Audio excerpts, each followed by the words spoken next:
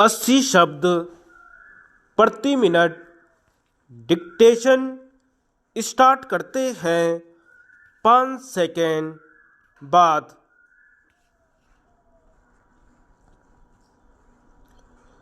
राष्ट्रपति महोदय, दुनिया की निरक्षर जनता का तीसरा भाग भारत में है, फिर भी हम लोग निरक्षरता को बहुत तेजी से समाप्त कर रहे हैं। महाराष्ट्र में एक के बाद दूसरा गांव पूर्ण साक्षरता प्राप्त करने के लिए पूरा यत्न कर रहा है।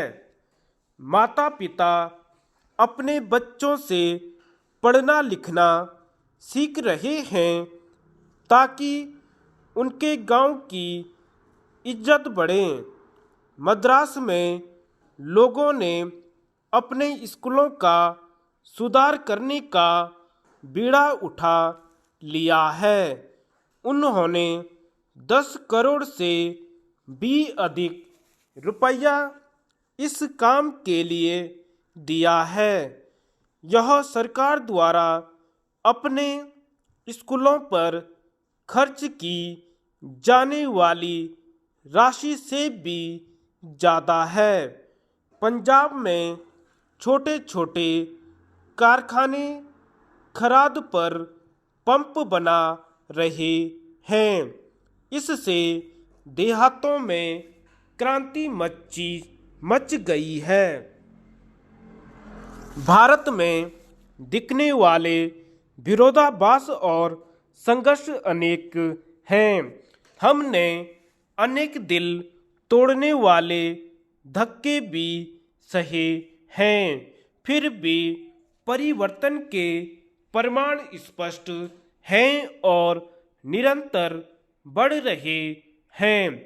कभी कभी आलोचना किसी सफलता के विषय में कहते हैं, इससे कुछ साबित नहीं होता। यह तो भारत की गरीबी के समुद्र में एक बूंद की तरह है। यह कितना गलत है, क्योंकि हर सफलता आने वाली सफलता के लिए मार्ग प्रशस्त करती है। यह सिद्ध करती है कि सफलता संभव है। वास्तव में यह हमारी प्रमुख समस्या है। वर्षों पहले हम लोग जब गांवों में जाकर लोगों को समझाते थे कि आप लोग बेहतर जीवन के लिए प्रयत्न करें, तो वे उलटकर हमसे ही कहते थे, इससे अच्छा जीवन संभव नहीं।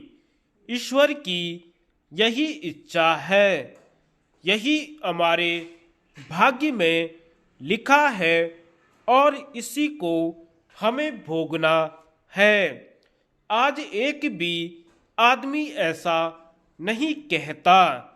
आज केवल एक ही मांग है और वह है सुखी जीवन की मांग। मेरे विचार में यह अपने आप में एक बहुत बड़ी सफलता है। आपने प्रजातंत्र की बात की। मैं एक घटना का वर्णन करना चाहती हूँ जो मैंने अभी थोड़ी देर पहले उपराष्ट्रपति जी को सुनाई थी। यह हमारे प्रथम चुनाव के समय की बात है। मैं एक ऐसे गांव में भाषण देने गई जहां एक दिन पहले विरोधी दल के एक नेता भाषण दे चुके थे। जब मेरा भाषण समाप्त हो गया तो श्रोताओं में से एक वृद्ध सज्जन खड़े हो गए और उन्होंने कहा, आपने जो कुछ भी कहा है हमने उसे बड़े ध्यान से सुना है, किंतु अभी कल ही कोई व्यक्ति आए थे और उन्होंने ठीक आपसे उल्टी बातें कही थीं। आप में से कौन आदमी सही बोल रहा है? आप समझ सकते हैं, एक सार्वजनिक सभा में बोलने वाले के लिए यह कितना जटिल प्रश्न है। मैंने कहा, हाँ, मैं समझती हूँ। मैंने जो कुछ कहा है वह सच है, किंतु मुझे इसमें भी कोई संदेह नहीं कि उन सज्जन ने जो कहा उनके विचार से वही सच है। प्रजातंत्र की यही सबसे बड़ी पहचान है कि हर आदमी को जो उसके विचार से सच है उसे व्यक्त करने की स्वतंत्रता होती है। धन्यवाद।